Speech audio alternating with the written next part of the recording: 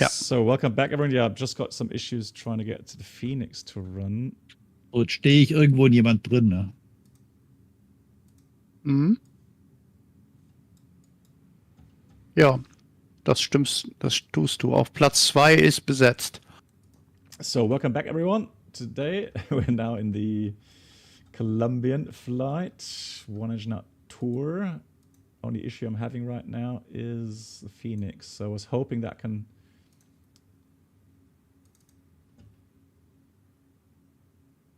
just restart the flight here, but I may have to restart the whole sim.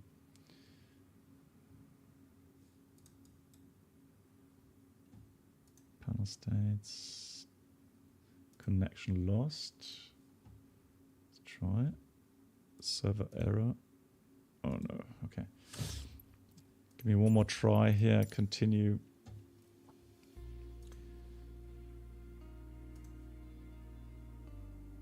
Yeah, it's interesting to see that the FENIX has issues still with engine out on takeoff. What was the FENIX? Crazy. Yeah, that's FENIX. So I haven't tried engine failures for quite some time, but yeah, unfortunately. Yeah, maybe the developer haven't done as well. Don't tested it.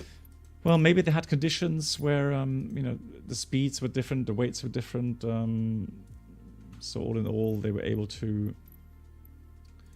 take off, but no, that it just didn't feel right, and it just wouldn't climb out properly. Have you been at max takeoff weight for your test? No, not at all. 61 tons is not that heavy, no. Okay.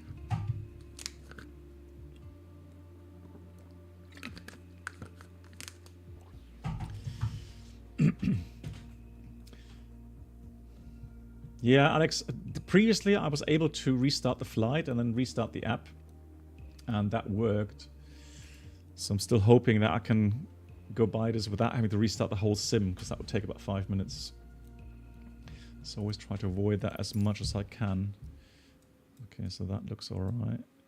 Then let me start FENIX app. Let's keep all fingers crossed.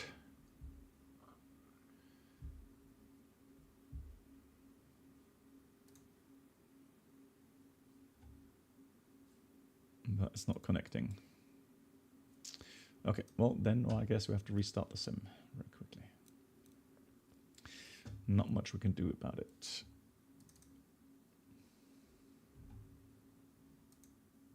Another thing I found really weird. So today I started Max Flight Sim, and it would keep telling me that I have to insert my game DVD or something, or CD, whatever. And I was like, I don't have one, right? So I logged into Xbox again, logged off, logged in, and tried updating them, no updates available, and it just wouldn't allow me to start the game. And that's a very common problem. Yeah, I restarted the PC, nothing, and then I did a Windows update. And after the Windows update, after the restart of the PC, then it worked really weird. Yeah, yeah. I read a lot about this problem. Okay. Most people say log off, log on from the Xbox or the store will fix it.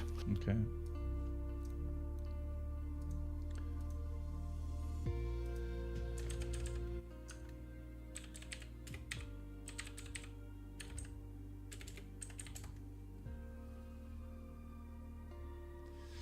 So smart cars is started, so that is ready. So flying to Quito, what's the weather like? Anybody know? Takeoff runway 20 in Quito. I don't know actually. We have 4 knots from 180 and 30 degrees here. Okay, well then we should be able to do that lovely RNF approach. Quito, we have 360, wind from 360 with 60 knots. Well, then that means definitely that we have to fly the RNF there. Yeah, maybe. I don't know about the visibility. Wait, I have a look. Okay, it's good to hear. So we had Forkbound Turtle also issues today. He thinks it's more Microsoft Flight Sim issue. And Alex also says same login issues. Okay, that's so weird, isn't it? It's one of those things where I'm saying like, come on, it's been so long now. It shouldn't be an issue anymore.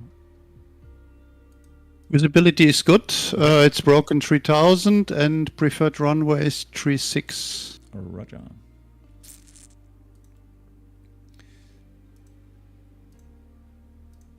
So we're just going to have a look here at the approaches into Quito. And the one that comes to mind is that... is it a whiskey approach? No, the X-ray. So the RMP X-ray. Okay. That is a beautiful one. Really fascinating. Yeah, scenery-wise, I have the standard scenery from Microsoft.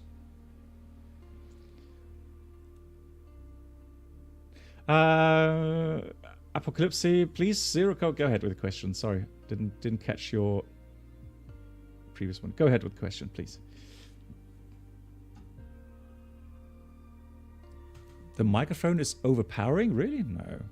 No, it isn't. It's very good. There we go.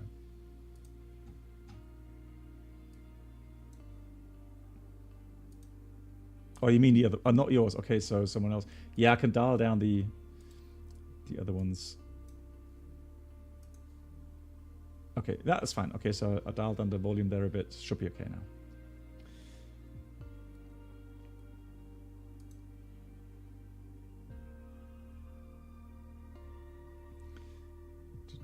So...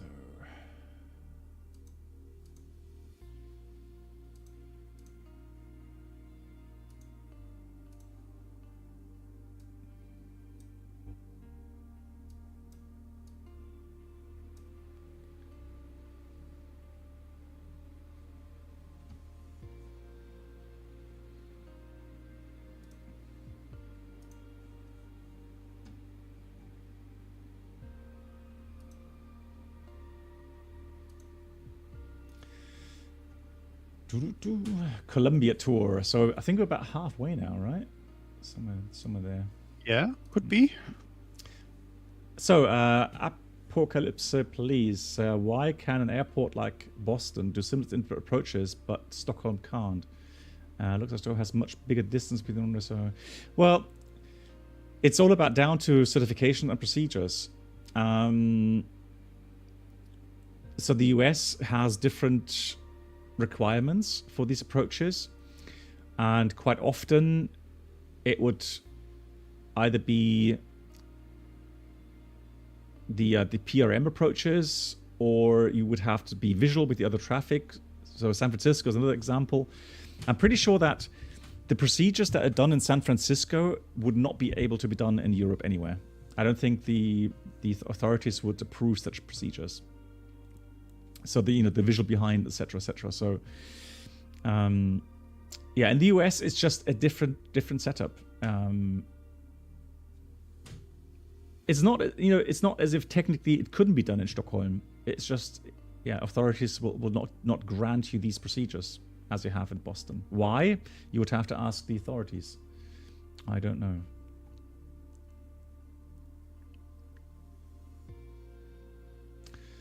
All that FENIX issue started with the mysterious 1.63 Microsoft fix update, I guess, since that happened to some other airplanes. Okay. It's still a bit strange, though. I mean,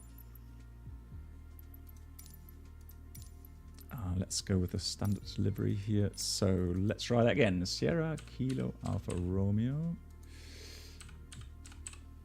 And then we'll do quick preparations.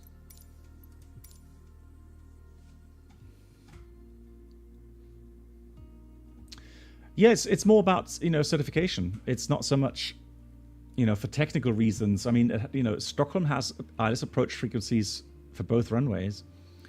So technically, from the navigation equipment and so on, it's fine. It shouldn't be an issue. It's more certification, yeah. Yeah, the latest date I've heard for SU-15 was end of April, correct? I have no idea why they keep delaying it, no.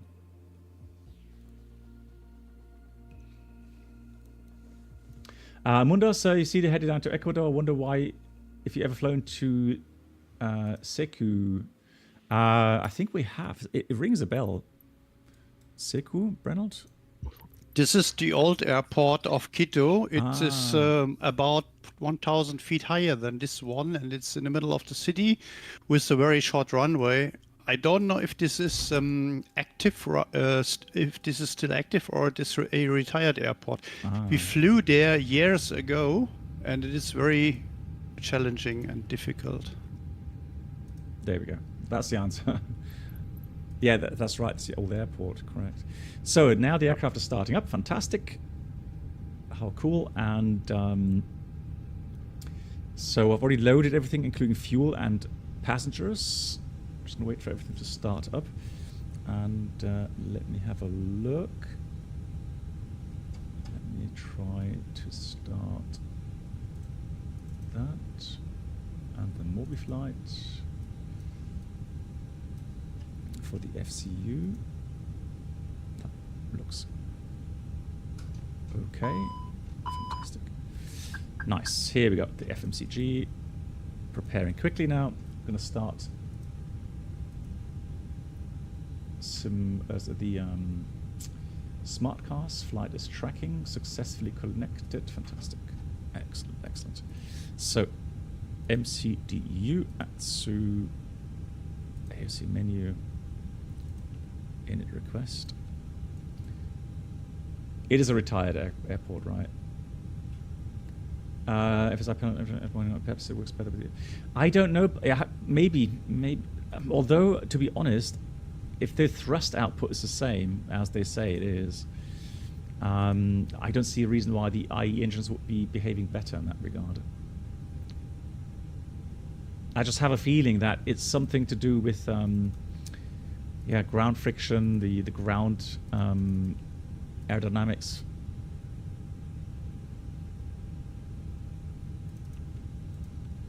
So you've lived in Norway for 23 years. Nice. Norway is such a beautiful country.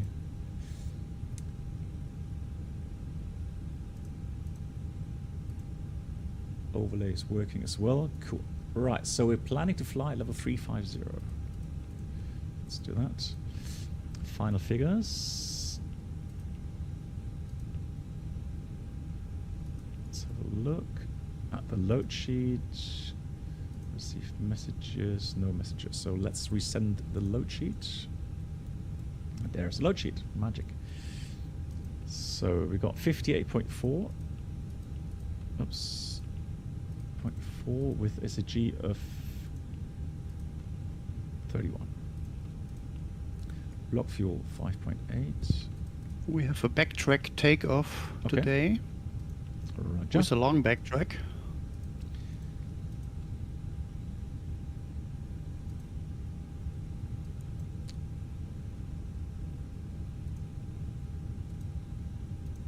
So, Sierra Kilo Alpha Romeo. No wind. And so we are departing 20, correct? Yeah, you said 20. And which departure route did you choose, Brennald? The Toro 1 Delta. Okay. Then I'll fly the same. Ready to taxi. Yep. Yeah. Go ahead. That's So it's the X-ray approach 36. Approach via. Let's have a look. Is that Quito or Pallet? So that was the. Jimmy, I was flying a Cessna. Probably not really. Oh no, it's a big Cessna A320. It's again a model matching problem. And Blackbox, I again have the problem with complete broken tarmac here on the apron. Okay, I'll check mine in a minute. This is a DirectX 12 bug. When I use DirectX 12, then I have this issue. On DirectX 11, I have never this issue.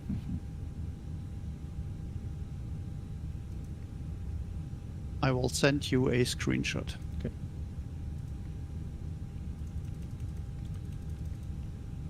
So that's the approach. Excellent. Copy active. And then we'll do the takeoff performance quickly. Sync the load sheet. Packs. Let's put these on.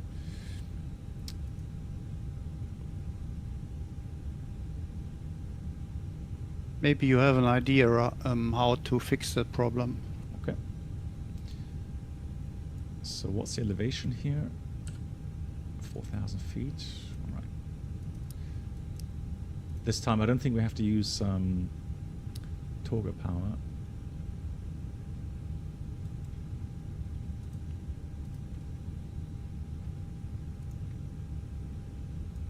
All right, let's send it to the MCDU. That looks good.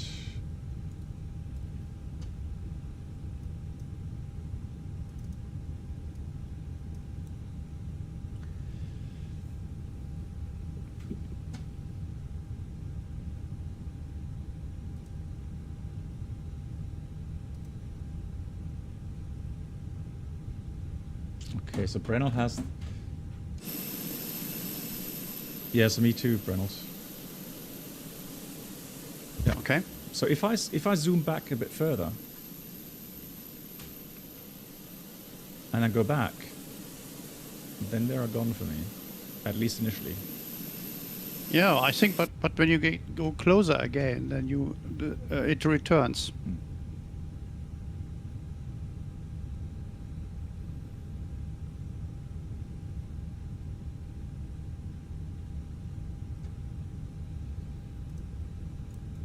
No, you're right. It does not return. But for sure, this must be a bug. I don't think it is scenery related. It is a problem with DirectX. Yeah, I think so too. Yeah. Yeah. Okay, I'm Pre-flight airborne. checklist. Good flight. Thanks.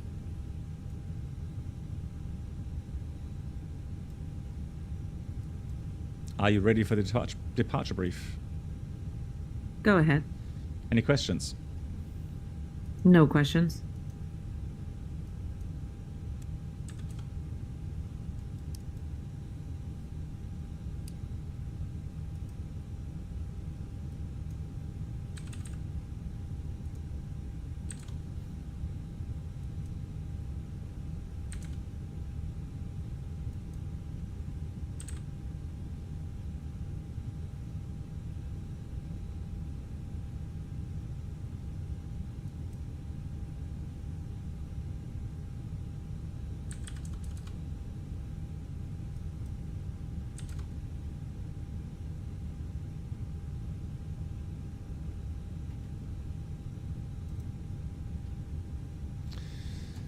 So let's have a look. Everything's set.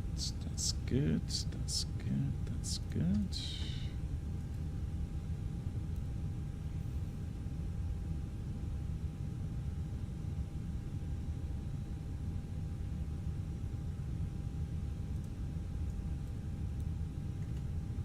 Pre-flight checklist.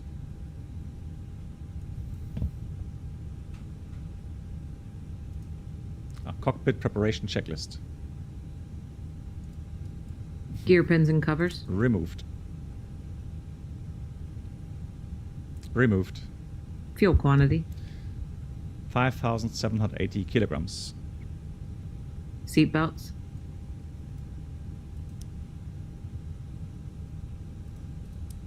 On. ADIRS. NAF. Barrow ref. 1012 set. 1012 set. Cockpit preparation checklist completed. Hello, Captain. We are ready for deployment.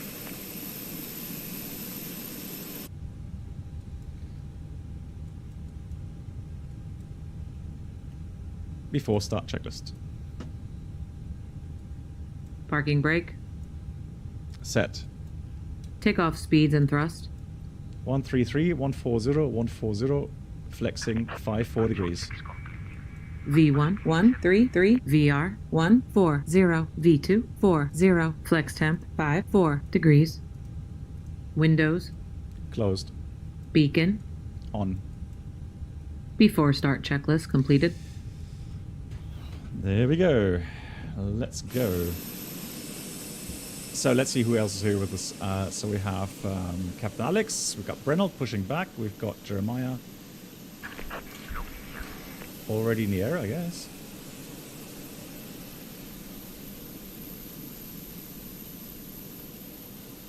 Or am I not seeing Jeremiah? Yes, I'm still alive. Yeah, but where are you? In the sky at 12,000 feet. Get it, I get it.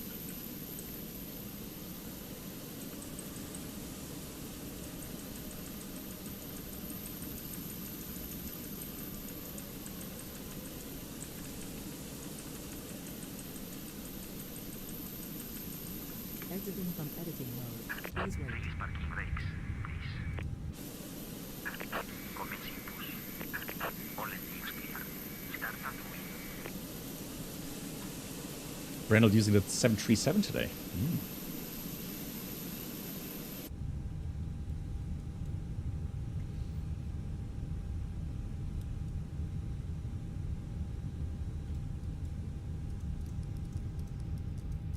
Starting engine 2. Okay. And this time I set to start as well. Ignition start. That helps. So let's see.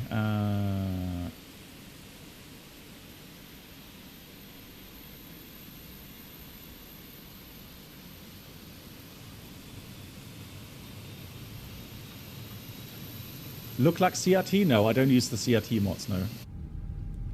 I know that there is a CRT mod. I don't see the reason why, because in real life, CRTs are horrible, and it's beyond me. I guess it's for those people that don't understand what CRT means in the A320. Loud, hot, bad to read in bright conditions. I don't know, you know, so why should I use a mod which simulates that? It doesn't make sense to me. But sure, I mean, you can hype that as well. Go ahead, but I'm not going to use it, no.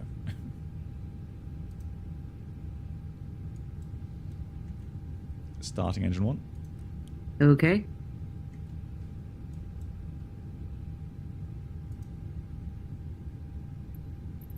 Cockpit to ground. We have a good engine start. You can disconnect.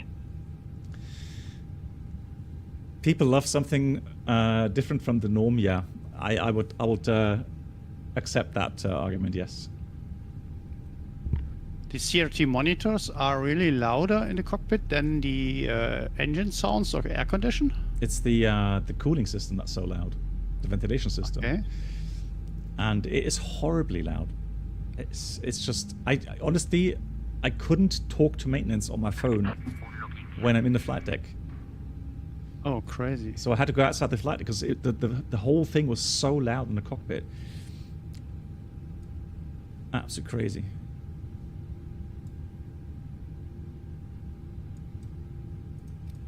So we have a good engine start.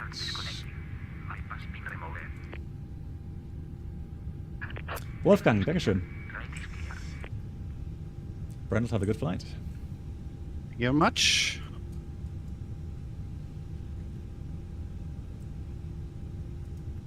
Flight control check. Ready. Full up. Full down. Neutral. Full left. Full right. Neutral. Radar. Full left. Full right. Neutral. There's the all clear signal.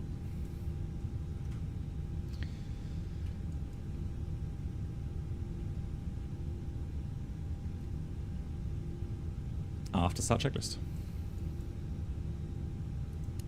Anti-ice. Off. ECAM status. Checked. Pitch trim. 30% to set. Set and checked. Rudder trim. Neutral. After start checklist completed. Clear left side. Steer right side.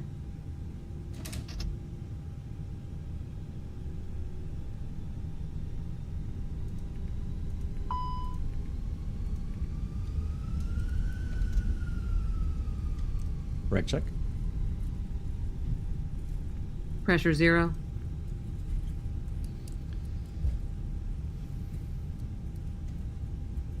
So waiting for the cabin. We'll do the backtrack nonetheless.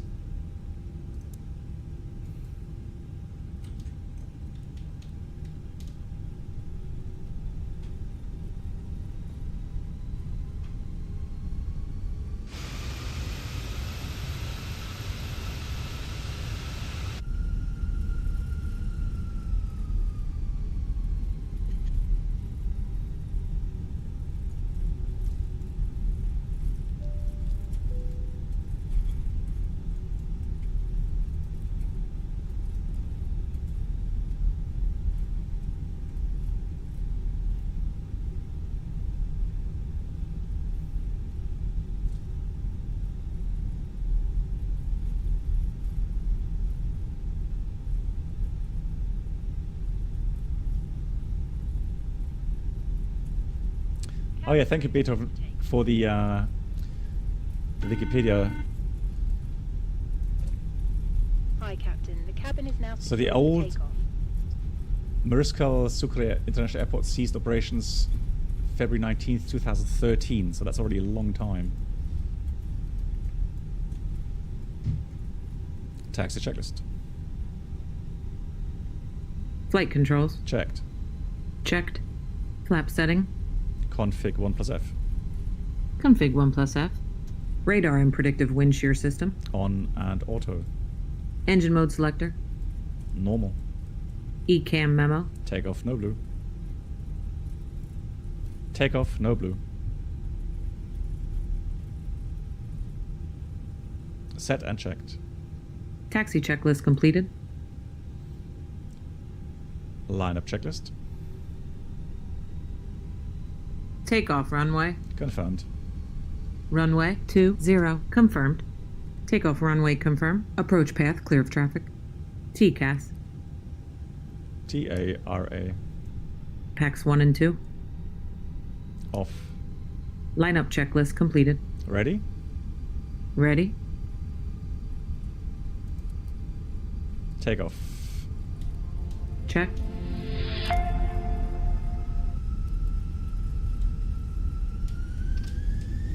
Manflex 54 SAS runway auto thrust blue. Checked. Thrust set.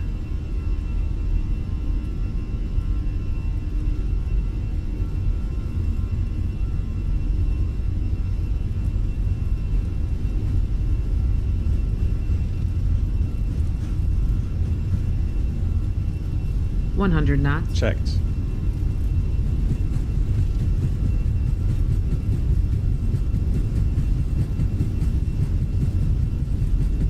V1. Rotate.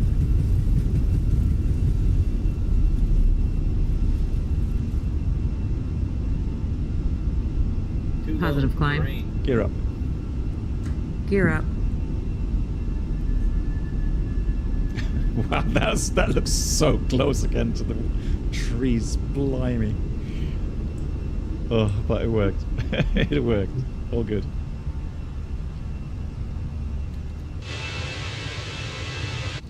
Well, the calculator, the EFB said it's fine, so we've got to rely on the EFB, right? I can't go, you know, just because I'm a bit skeptical, I can't go toga all the time.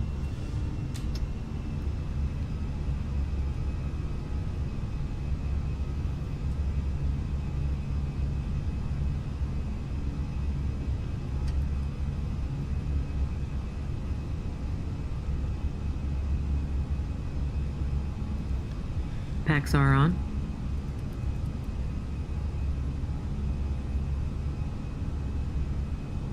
So the thing now is that I've got to stay at flaps 1 because of the speed restriction, 185 knots there. Terrain ahead.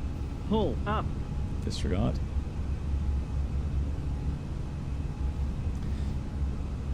So 6.6 above, so 6,000 above is no problem.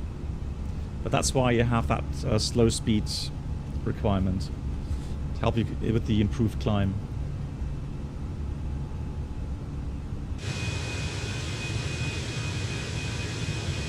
Well, the beautiful climb outs.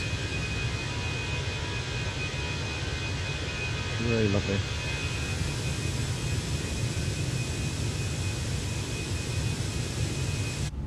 That's gorgeous.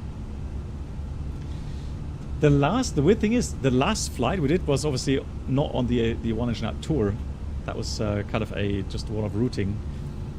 But yeah, that was so weird. Welcome aboard the Captain Black Box Duo. Now let's say we got free experience. speed from ATC. Could new I need subscribers to please increase make their speed, way to the otherwise it's first going to mess class up my cabin, where complimentary drinks, sequence here. snacks, and premium flight infotainment will be served. Sable, thank you so much. Sable, thank you so much for the Twitch Prime. Another new member. Big round of applause for that. Flap 0. Speed checked. Flap 0.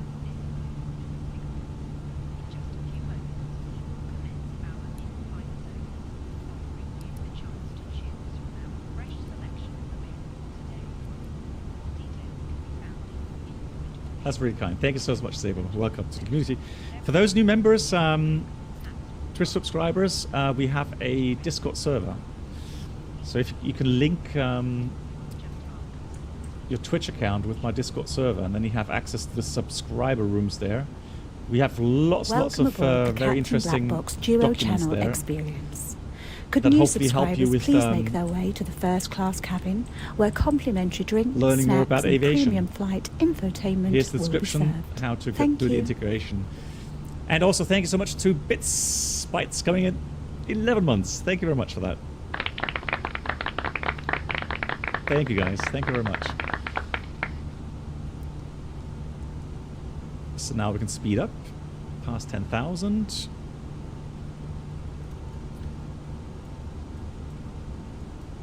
Just get rid of that EFB here, and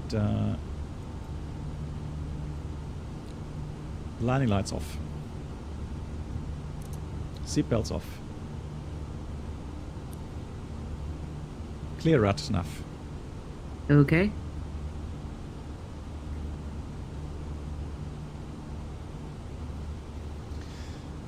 Yeah, so now that I know the commands a little bit better, yeah, FS2 crew works fine.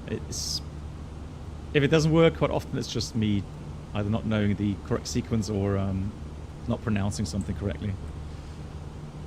That looks so pretty with the clouds now. Really nice.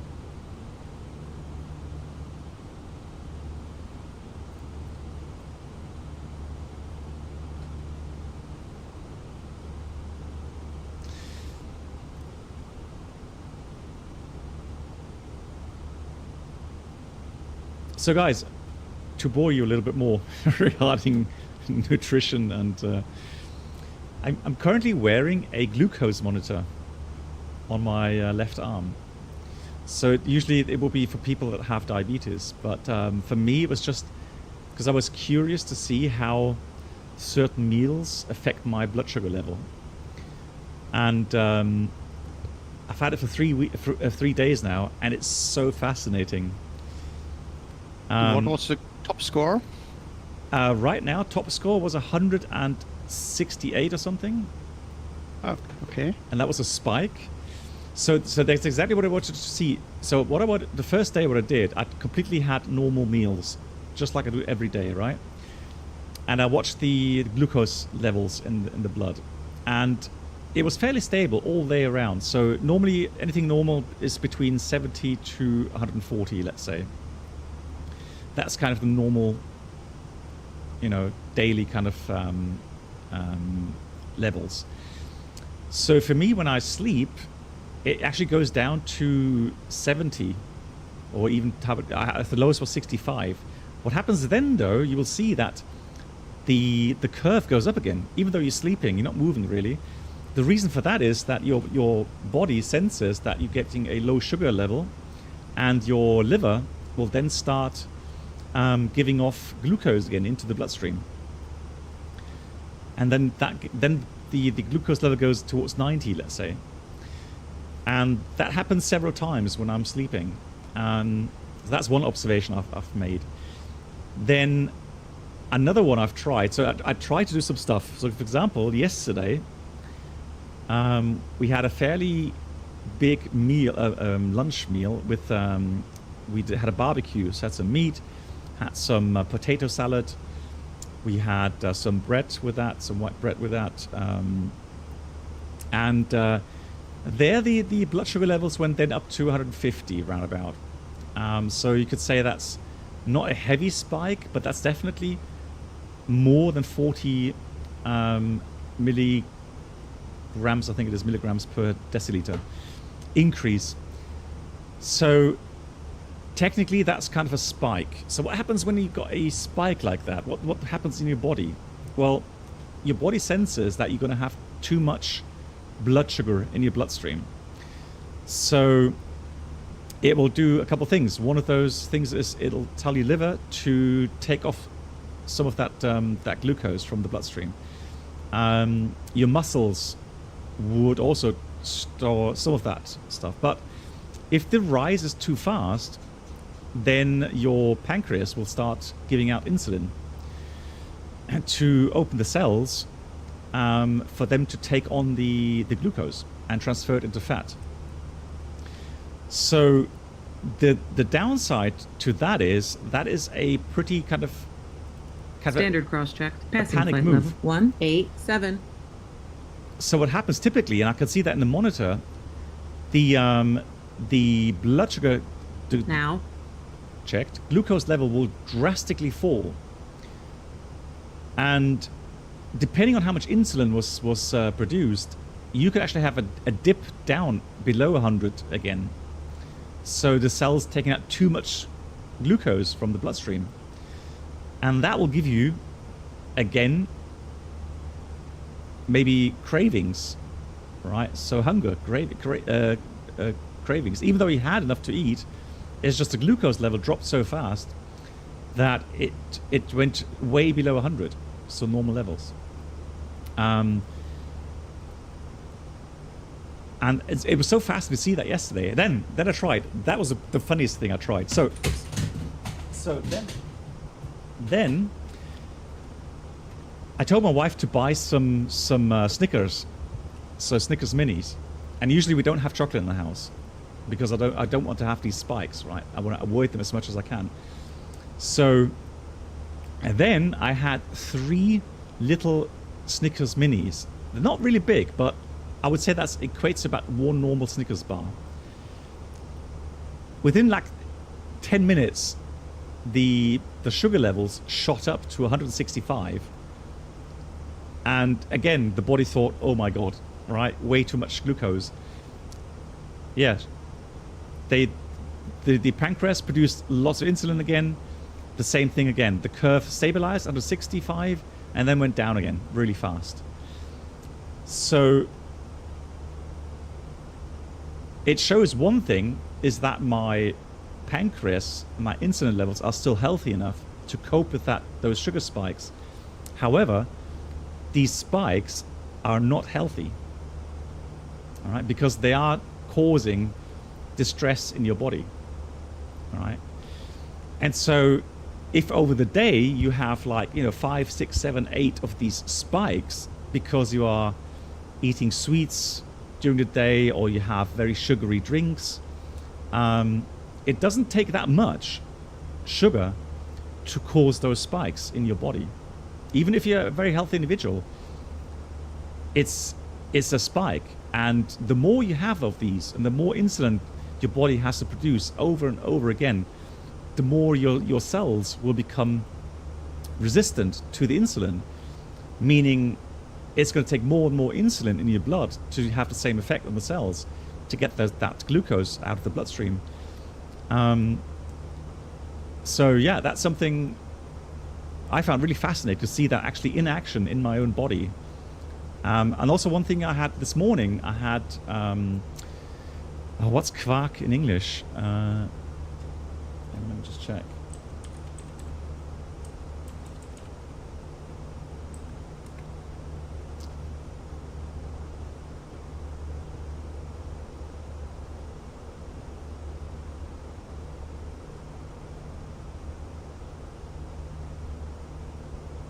What's quark? Hang on.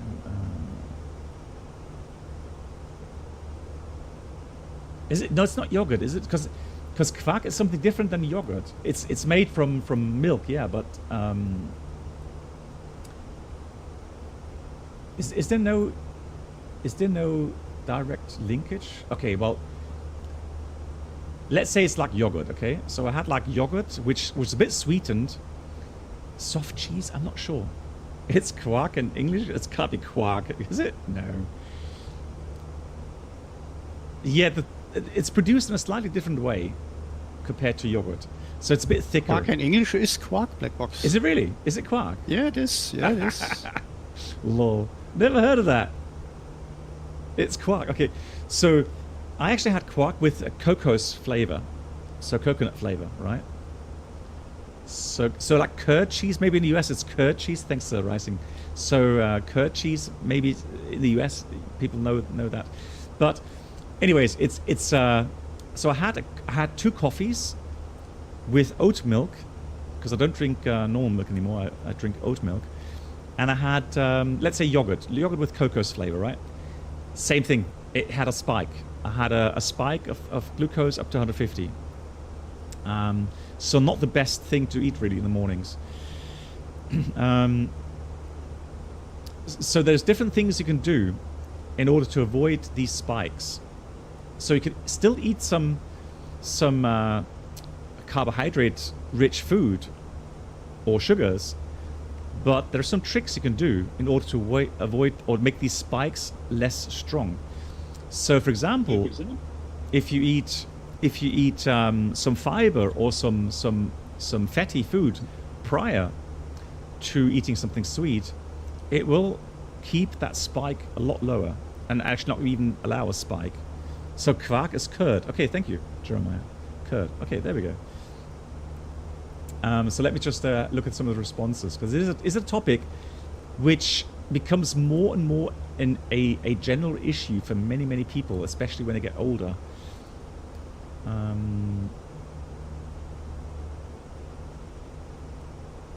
When is your next flight? Which day? You mean back to Club in the real life or here in the sim? So Sterling, as a diabetic, I can tell you that any fast carbohydrate, potato salad being a good example, will drive your blood sugar up in a hurry. Yeah.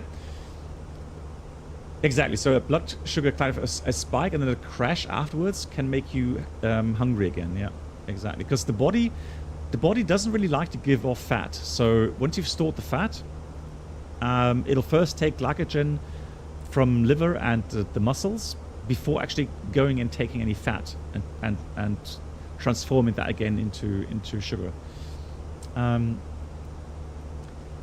there's another trick you can use. So if you want to really eat potatoes or white rice, what you can do, you can cook that, then cool it off for 12 hours, and then reheat it again. And what happens then, some of the starch will be more resistant. So the overall glycemic index of those potatoes and that rice will be lower. And that can also prevent blood sugar spikes. Right? A little trick you can use. My wife, she looked at me like, yeah, I do that, with potato salad, or, or with fried potatoes. I always do that. Right? She was like, yeah. I told her, well, you never told me. Right? So again, I find that so interesting. And then yesterday I had a salad in the evening. I had a salad. So the normal thing we eat in the evening, salad with some vinaigrette, and we had what was the topping? We had just cheese. So we had peppers, cheese with it. I know cheese has also some carbohydrates, but also fat. So that's why the whole effect yesterday evening, I had only levels go up from 100 to 120.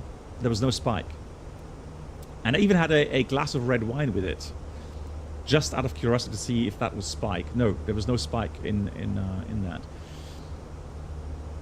So real life, I've got holidays until next month, but I think next kind of flight will be to Austin in Texas. At least that's what I have requested. Yeah. Flap 3 landing in Quito. GPWS off, yes. High altitude, maybe, although it's about 9,000 feet, isn't it?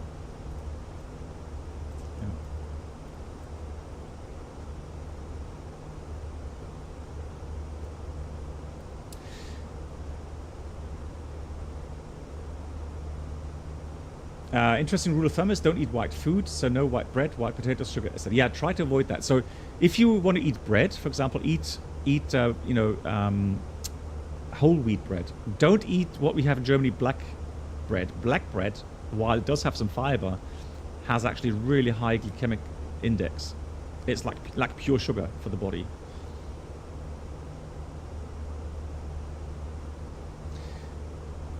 So I know that young people will not care about these things really.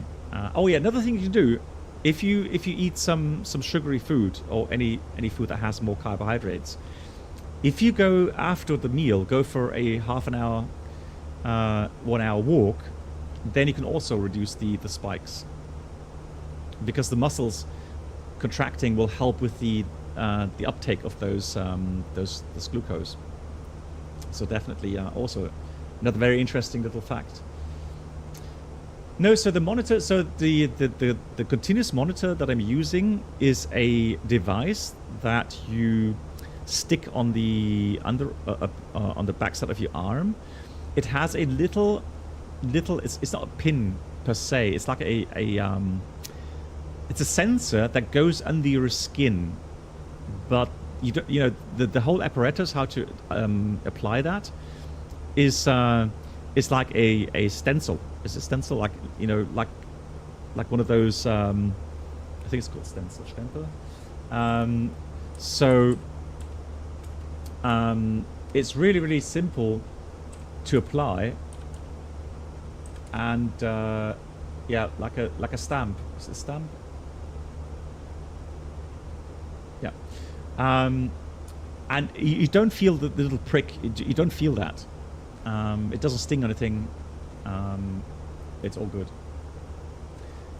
Black bread. We in Germany, let me just find a picture for that. We in Germany have something called black bread. It's something really typical German. So let me show you a picture.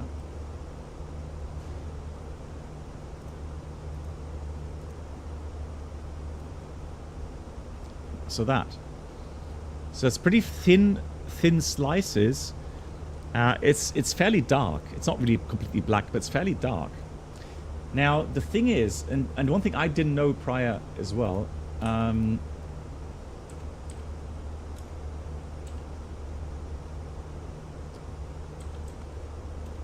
so the glycemic index is 45.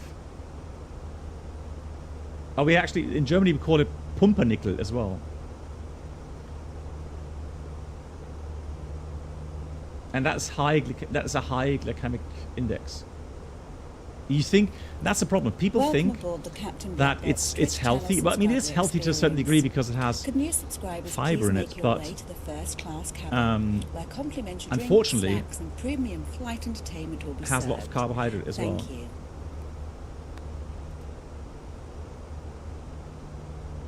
But the advantage of this black box is that it has a lot of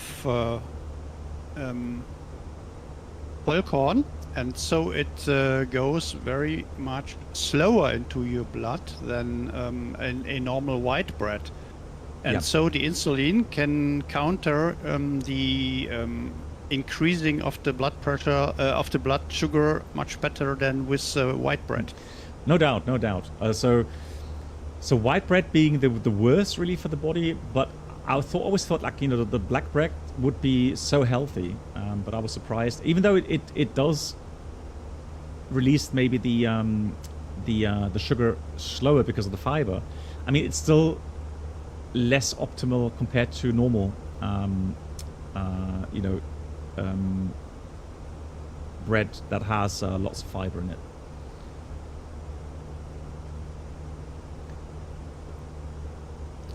Yeah, Ricardo, it's more like a thing here in Germany. No, I've not tried black bread. We don't have black bread at home at the moment, so I would have to buy that. But that will also be very interesting. You can try black box for one dinner or for one meal. You can use the black bread, and for one dinner you can use the white bread, and you will see a big difference. Okay. Well, the white bread, I can tell you now. If I eat, like, let's say you have 2 slices of white toast, 100%, the spike goes up 160, 170 easily, quickly. So the thing is with the spikes is obviously it just takes a time for the pancreas to produce the insulin, bring it to the bloodstream, and then have the cells react to the insulin. It just takes a couple of minutes. So that's why the spike actually happens, and the spike is actually stress for the body. So any bread that is more like a whole wheat bread, you know, then the body has to use more, or it takes the body longer to digest, meaning the whole sugar or the carbohydrate uptake takes longer and doesn't cause such a hard spike. Yeah. Jeremiah, thank you so much for the 19 months. Jeremiah, vielen Dank. Big round of applause for that. So the thing is this, guys, there are certain illnesses these days that happen due to the way we live these days. So a lot of produced foods, a lot of sugary foods and drinks, not enough exercise, you know, and that combination then causes at some stage you know, heart problems, or, you know, yeah, heart problems, but also diabetes, right? So I mean, there's diabetes that you can't do anything about. It just happens. It's often genetically produced, and then of course there is diabetes that happens because of wrong diets over years and years. Amundos, okay, hang on. And I think if something is somewhat easily avoidable, right, then I think people should be aware of it, well, made aware of it, and try to prevent that from happening. Okay, so Navigraph still has the procedures. Oh, okay, I get it. Exactly, the type 1 and type 2, yeah, that's 2 different types.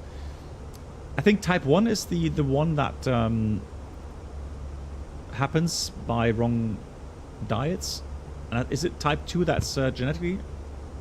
It's the other way around. Oh, the type 1 is when your pancreas does not produce insulin at all. It is usually from the birth on, but sometimes you can get it later. It is usually a fault of your immune system which attacks pancreas and it destroys the cells. And type 2 is when your cells get resistant to the insulin which your body produces. Then you need first of all, and you need pills to correct that, and later on you need external insulin. Yeah. The thing is though, if it's produced by, you know, wrong diets, you can actually become healthy again by changing the diet drastically. So you know, there is apparently certain things you can correct again, but once you get past a certain point, it's going to be more and more difficult to deal with.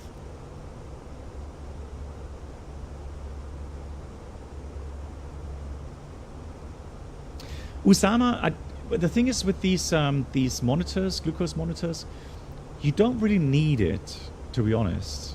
I mean, if you go and have a normal examination with your doctor, where normally with a normal blood test and urine test, you would determine your blood sugar levels. So let's say you go there without having eaten anything, right? So let's say just after you've been sleeping overnight, you get up in the morning. So you had no food, no sugary drinks, nothing. You then do the test. You would expect to have glucose level between 80 to 90, right? Max 100. So that would be a normal. Now, if you an empty stomach, if you already have 120, 130, then something's wrong.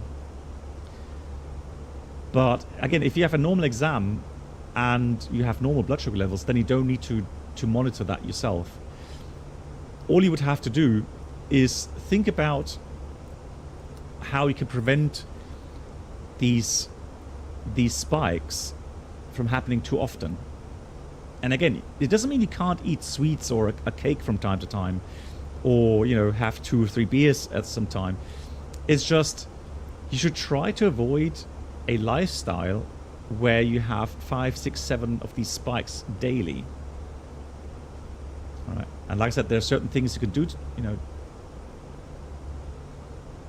and try to prevent that over time.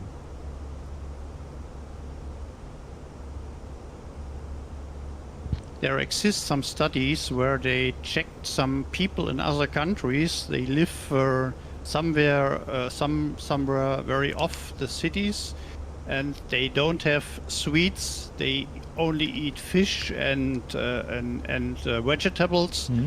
And they found out that these peoples have a lot less of diabetes than people in the cities. Yeah, I would expect so. I mean, if you just said now that they have more diabetes, then I would say, well, then they have something else they take in, or maybe a genetic issue or something. But it makes total sense. It has to do with consuming too much refined sugar. Which is in sweets usually, or in white bread, or lemonades like Coca-Cola or something like that, which is not very healthy. Should avoid it as much as you can. Yeah. And I can tell you from my experience, diabetes is not a joke. Yeah. The thing is that so when you have these blood sugar spikes, what they can cause is inflammation in your body. Of course, certain organs in your body will react very negatively to it. And so, again, over time, if you just do it over and over again, have too many of these spikes, and like Sterling just wrote, it makes, or Beethoven, it's a lot more important to have a fairly level glucose curve during the day. So let's say anywhere between 80 to 120, 130 maximum. You can do that. So it doesn't mean you have to hunger. It's just a way of how you take in food and drink. So if you manage a lifestyle where you avoid these spikes, you're going to be living healthier for a lot longer.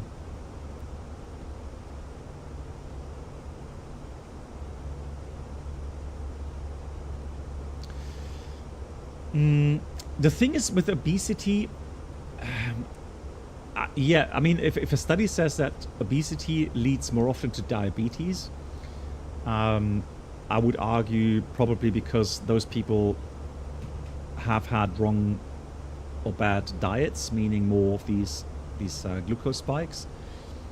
But again, you can actually undo a lot of that damage by correcting your diet, lose weight, and there are ways of doing that. One of the things that I've been saying over and over again, and what I do regularly, 3-4 times a year, is a week's fast. So where I'll just have tea and water, and that also helps with reducing inflammation, and also helps with resetting things in your cells. So detoxification, for example, but also to make your cells again more susceptible to insulin, which then means your pancreas has to produce less insulin to have the same effect. I've heard about some studies where people with beginning of diabetes, and they went on a longer fast, so like 2 weeks in a clinic, they actually were able to reduce that damage, or even completely get rid of that damage that they had created. and so avoided having a full-blown diabetes. Oh, Beethoven, you're a nurse. Nice. GG's. Hats off.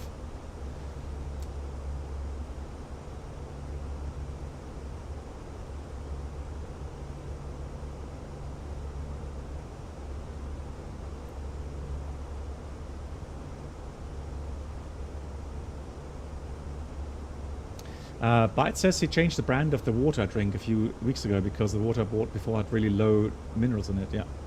Yeah. Also important, yeah. Yeah, minerals, yeah.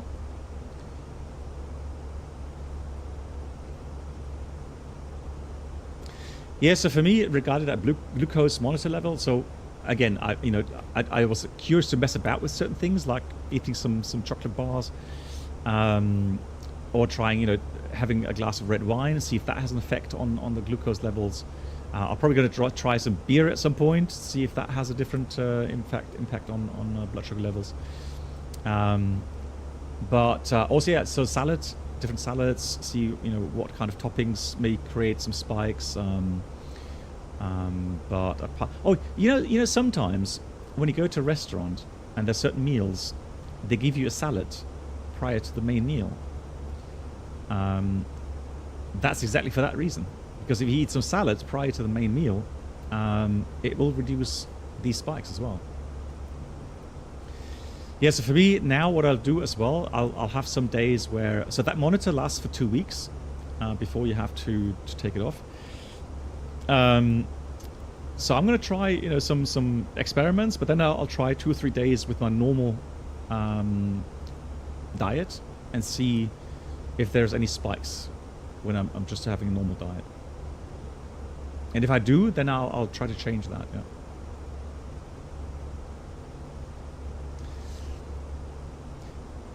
Kneecap says people have pre-diabetic warnings, so when that's starting, people can correct. Yeah, yeah. There comes a certain point where it's difficult to correct.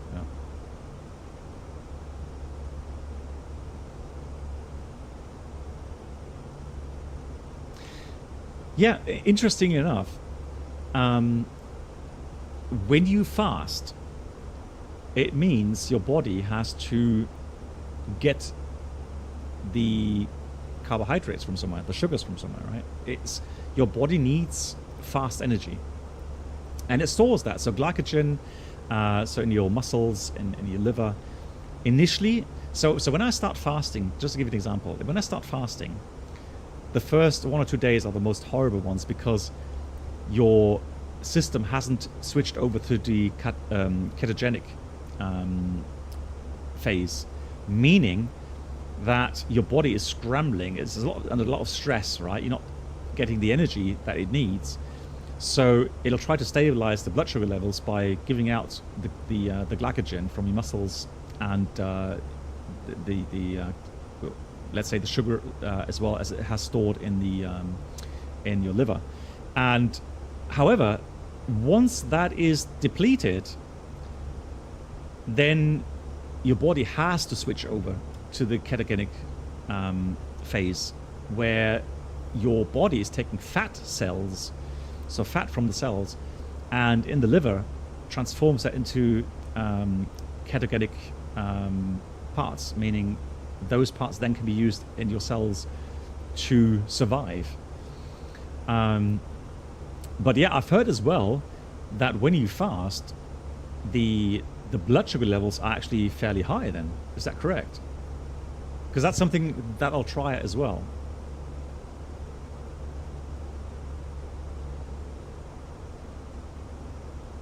That would be a very interesting test to do a fast with these sensor. Yeah, that's. I've got a second sensor. I will do that the next time I'm fasting. Yeah. Well, Monitos. Well, the thing is, I've always been very, very interested in things with diet and nutrition. My wife is she became a, how do you would say it in English, nutritionist. So yeah, here in Germany it's Ernährungsberaterin. So she knows a lot about diets and nutrition and so on. So I've always been interested. And the thing is, I'm at an age now where I would try. Well, I've tried it for a longer time now as well, but I want to avoid becoming diabetic. So I was just curious to see, with my normal diet, my normal day-to-day diet, i.e. eating some bread, you know, some whole wheat bread rolls in the morning, or if I eat yogurt, or quark, as we say, you know, and I've even heard, that's another rumor that I was interested to try it out. I had a rumor that if you have, on an empty stomach, if you have coffee, then it will also spike your blood sugar level. And I've tried that, and it doesn't happen. At least not for me. It does not happen in my body. I can have 2 cups of coffee on an empty stomach. It does not have any effect on my blood sugar levels. Yeah. Has one of your parents have diabetes? Family-wise, no. No. So I think then you are safe. okay. It is very often it is from the parents. So genetically induced Yeah. as well, yeah. Yeah, but again, I know that from, you know, years and years of wrong diets with too many blood sugar spikes, yeah, you can cause a lot of damage. What are pilots doing against the risk of thrombosis? Good question. I am actually wearing anti-thrombosis socks, right? So, so it's these really tight socks that go up to your knee. That's what I'm wearing when I'm flying long range. Otherwise, I could just say good diet and exercise. I go cycling 3-4 times a week for an hour 15 minutes approximately. So my leg muscles are good, I would say. I do some workout for the upper body as well.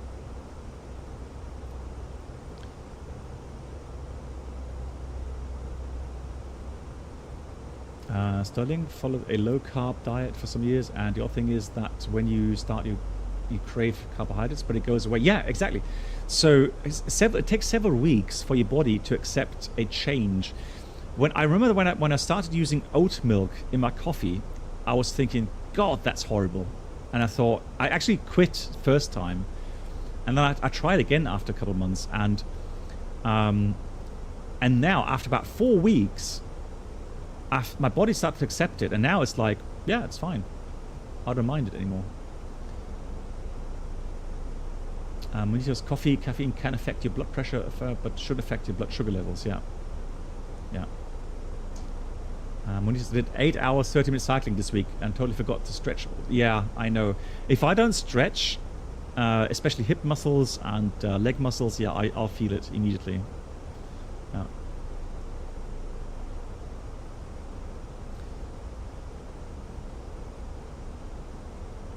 Hey, Adviko.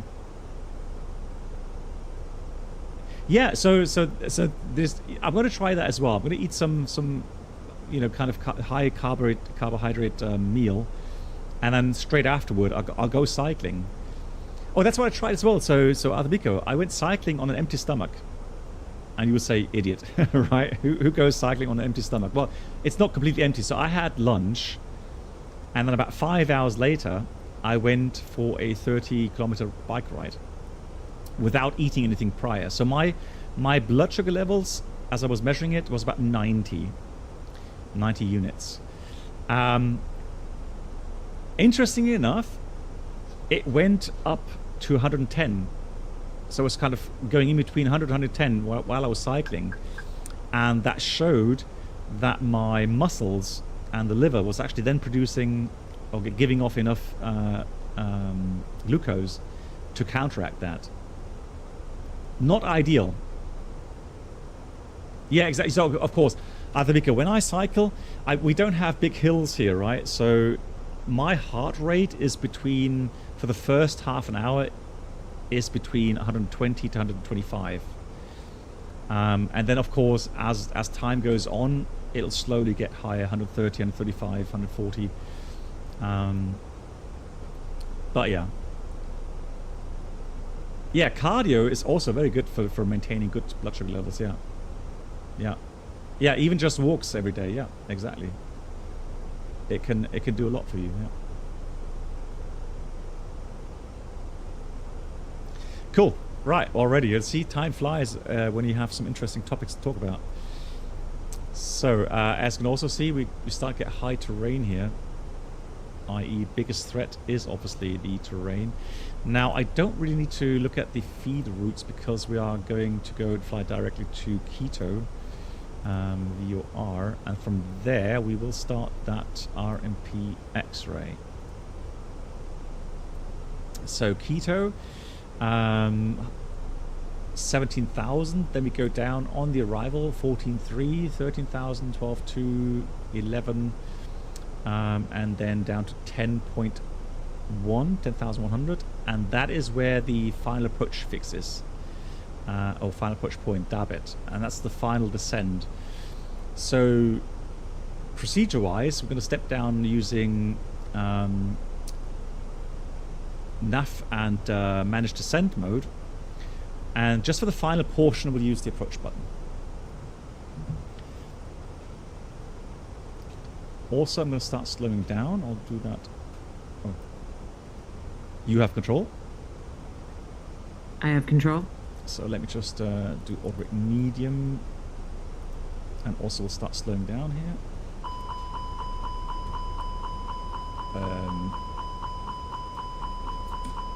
Who's touching the flaps for crying out loud? God. Right, so... landing 3-6, dry. Orbit. Actually, you know what? It's a long runway. Maybe we can use orbit low. We'll use max reverse, flaps 4, or thrust off, manual landing. And the weight is round about 61.5, let's say. Not too much. And there we go. Autobrake low, 2,300 meters, something, 2,500, perfectly fine. We have 4,000 meters available. So that's what we're going to use here. So further reducing the speed, autobrake low.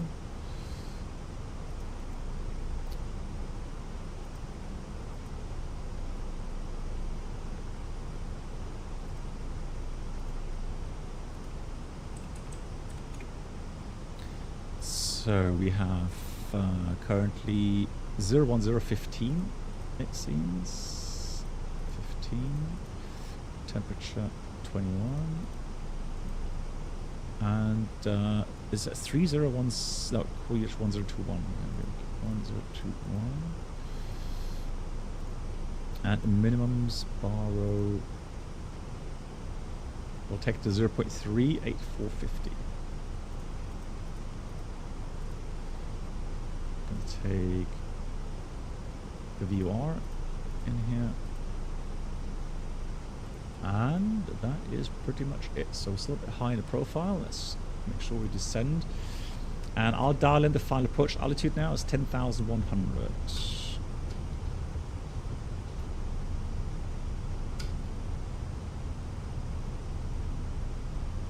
So 10,100 is set. Manage speed, thrust idle, descent out blue now.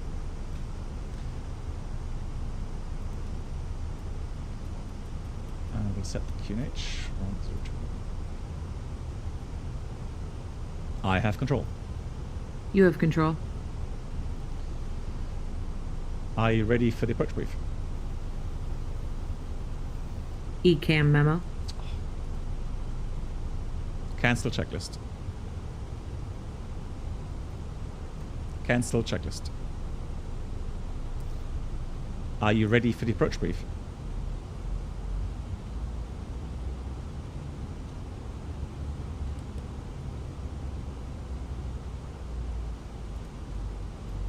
Descent checklist.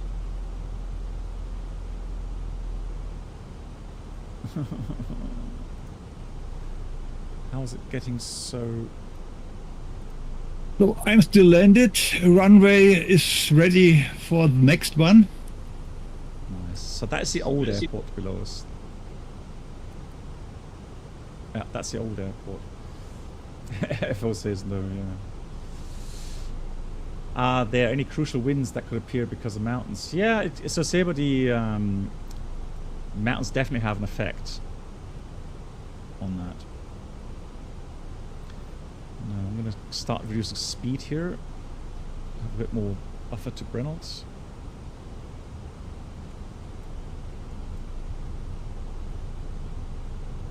Cancel checklist. Roger. Are you ready for the approach brief? Go ahead.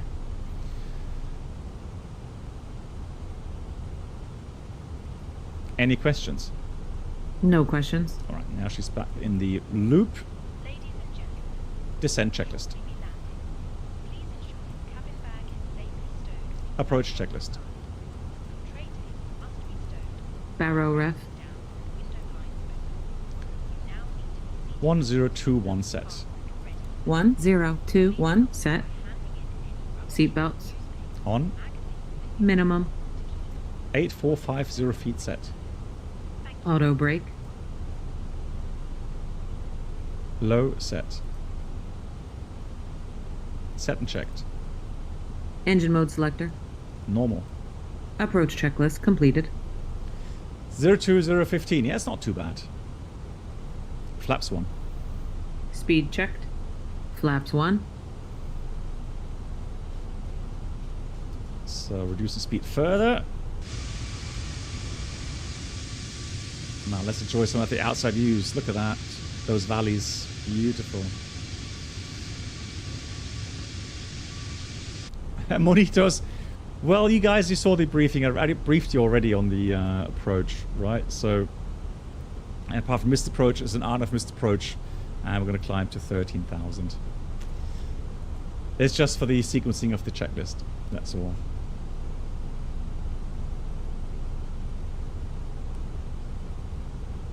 Reducing further, trying to get into the flaps 2.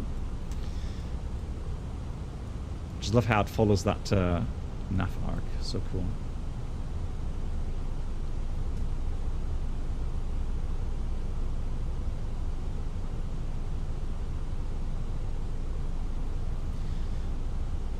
Yeah, Monitos, for some reason, yeah, it doesn't respect the limits.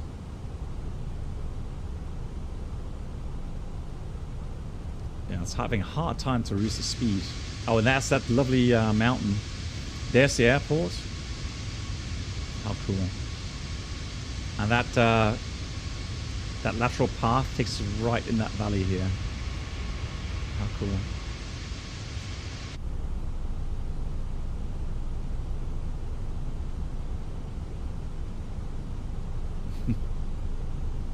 Flaps 2. Speed checked. Flaps 2.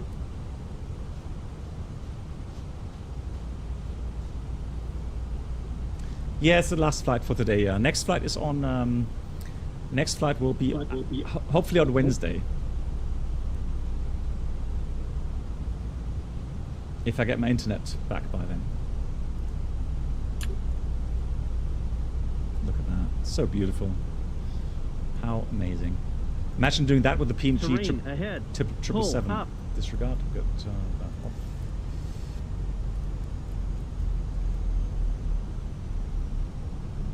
Flaps 3. Flaps 3. Speed checked. Flaps 3.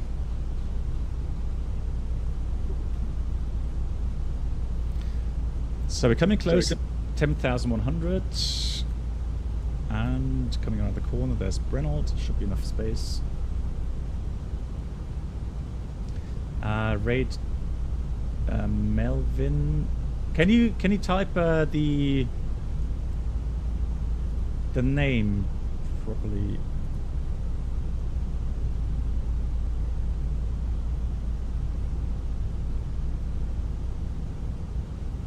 Gear down. Gear down.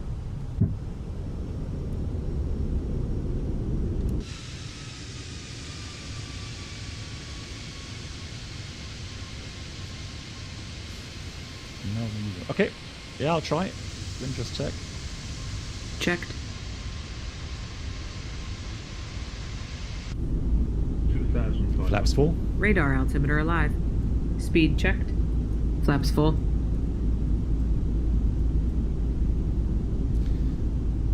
So now that we're inbound to the final approach point, I'm going to press the approach button here. Speed, final approach. Coming around the corner, there's the runway. I'm going to wait for the landing checklist. Amazing. Yeah, imagine coming here with the 777 PMG. How amazing.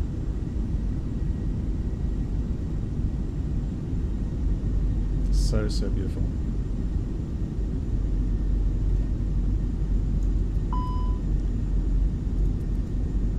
Manual thrust. Let's try to get the cabin to get the ready. Hope we don't have a passenger on the toilet. $13,000 for the missed approach. Cassette.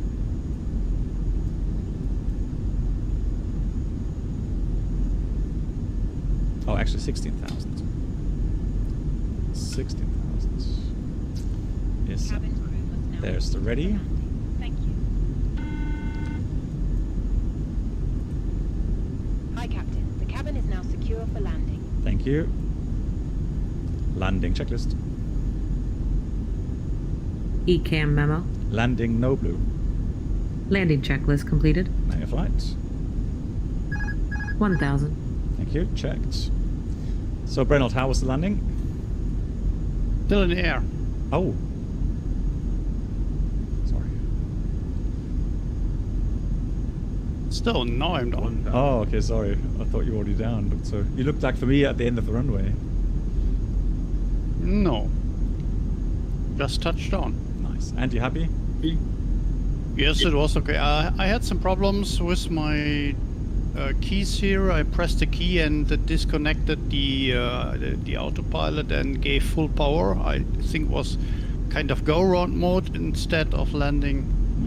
Okay. And so I got some problems, but I managed it. Excellent, excellent. Right. Well, look at that valley left of here.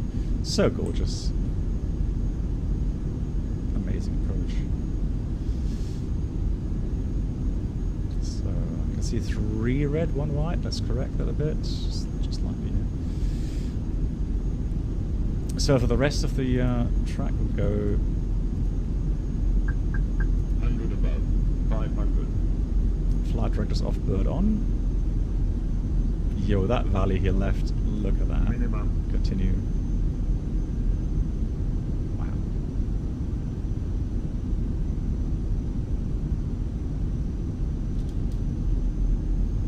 $30 knots. We're pretty much headwind. Just a little bit from the left. Not much though. Got a little bit of a downdraft here, correcting. 300.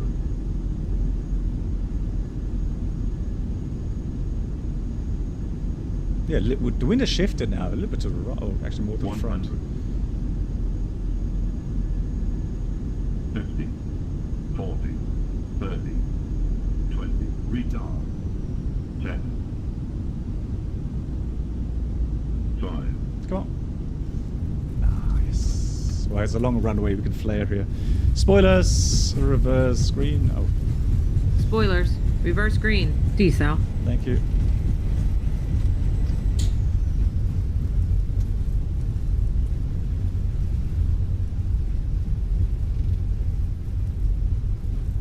$70 knots. Checked. Manual brakes. 229. It looked softer than that. Blimey. What do I have to do to get a sub 100 feet per minute landing? Gracias, Federico. Muchas gracias.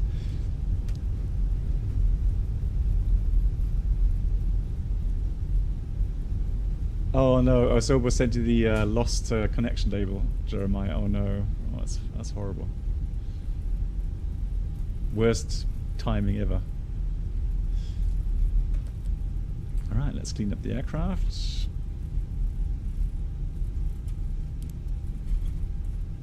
Ladies and gentlemen, the cabin crew will shortly be leaving their seats to perform safety-related duties. However, we ask that you remain seated. Yes, Captain Alex coming in as well. Fantastic. Switched off. Portable Thank you, Beethoven. Yeah, thanks for interacting. Thanks for the questions. Much appreciated. Please make sure you take all your personal belongings with you, checking in the seat pocket, underneath the seat, and in the overhead lockers. I just love flying here in Colombia. It's always such a treat regarding lovely scenery, interesting approaches. Not permitted until you reach a designated smoking area. Now imagine On behalf of the captain some thunderstorms and a functional weather radar system. after you today, our ground crew Wow, that would be a dream come true. And the flying in Ecuador is as nice as in Colombia. Oh, And you are in Ecuador right now. that's true. Currently we are in Ecuador. That's correct. And Which- don't forget flying in Norway. That's also interesting. Yeah. Yeah, absolutely. We have already completed the Norway tour. Jeremiah, which gate are you on? Oh, I didn't know the number. Okay. It's on the right side. He's on 13 and I'm on 14. Okay, so I'll take 12. Yeah. Fantastic. Cool. Captain Alex coming in. There's my parking spot.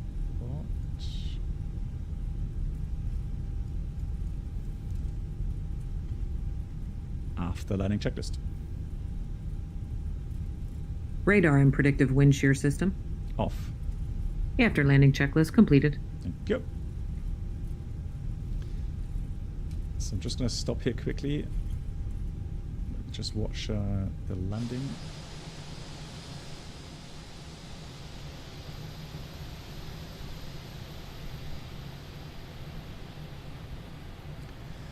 Yeah, kneecaps, I know. It's one of those things, you know, in real life, or in reality, the weather, especially weather, kind of, you know, convective weather with some thunderstorm cells, that's when you have to really earn your money.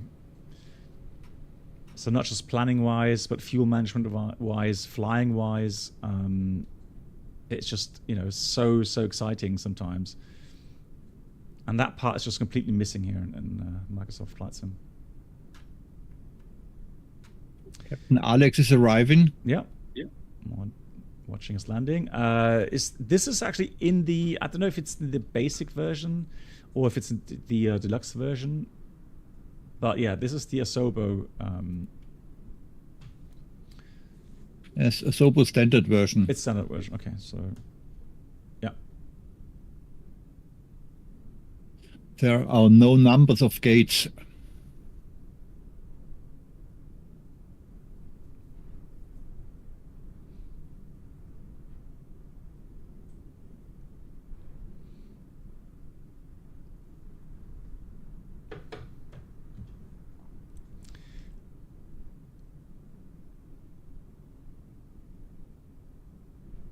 Nice. Yeah, that's a greaser as well. Beautiful. Nicely done.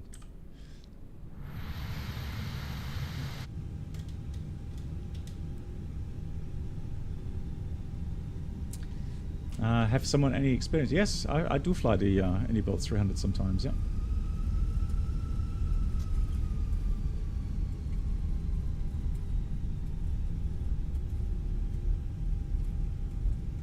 Very nice add-on.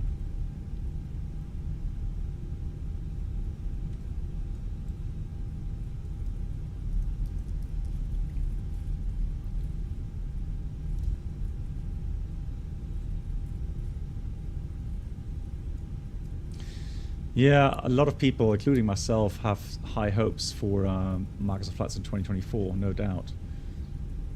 Hopefully they will deliver.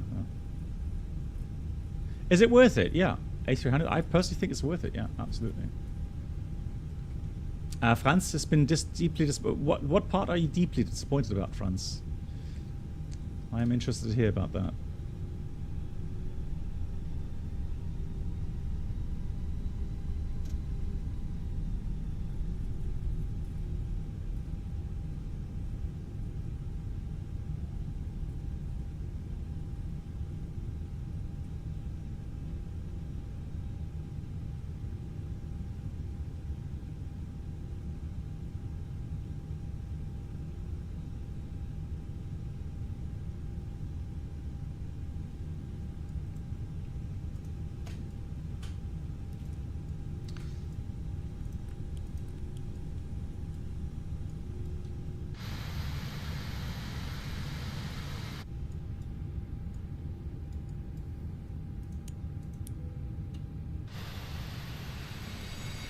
Hey, Chasnap. Fake co-pilot detected.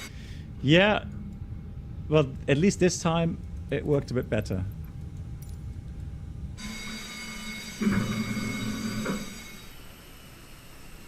Come on, give me that jetway. What's the matter?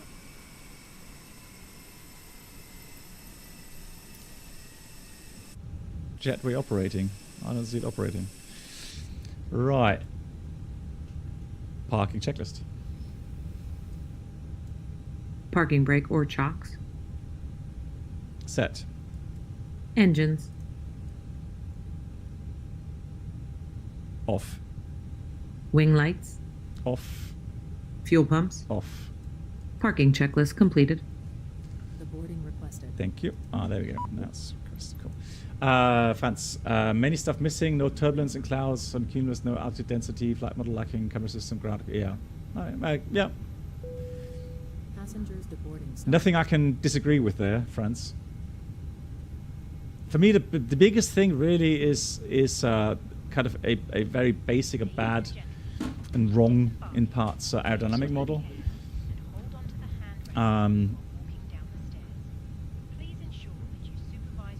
Yeah, and some parts just not being simulated, like correct icing with aerodynamic effects, weather radar stuff. Yeah. Kennedy board using the tablet. Not yeah, you can. So if you don't have GSX, for example, you would do everything with the panel. Yeah. Thank you so much, everyone, for watching, for interacting, for asking lots of interesting questions. Thank you so much to Brennell, Jeremiah, and Alex for flying along. Welcome. Was a pleasure. Yeah. And this tour will continue next week sometime. Stay tuned. We'll announce it on our Discord. Jispar, thank you much for the 5. Thank you so much for the 5 bits. Hello to you. How are you? Good night to all. See you next time. Yeah, good night. Schlaf gut. Yeah, thanks for reminding again. Let me just check regarding Melvin.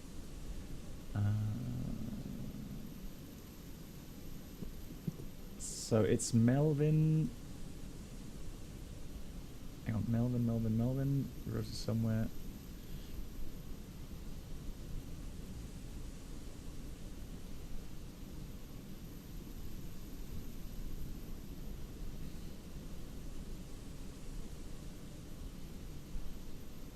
Leroy, thank you.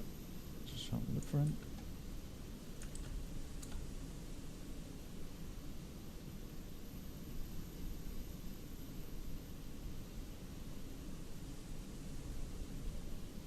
Thank you much, everyone. Thanks so much for the support. Thanks, my dear moderators, for looking over the stream as always.